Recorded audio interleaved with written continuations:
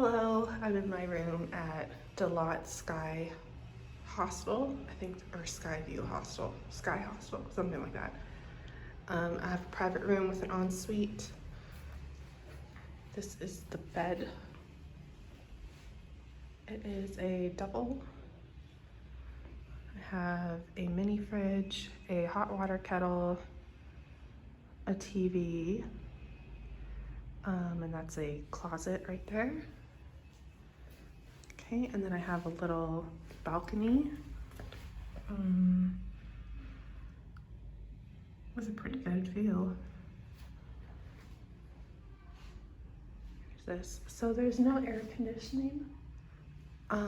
Most of the places here don't have air conditioning because we're up on a mountain, so it's not hot. Like even right now,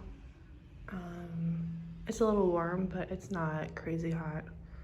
So I think it should be okay. And then here's the bathroom. Well, so we have some soaps, some amenities,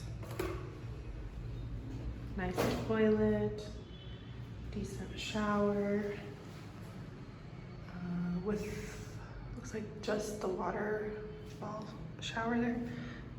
I don't have a towel, so, but I think it is supposed to come with a towel.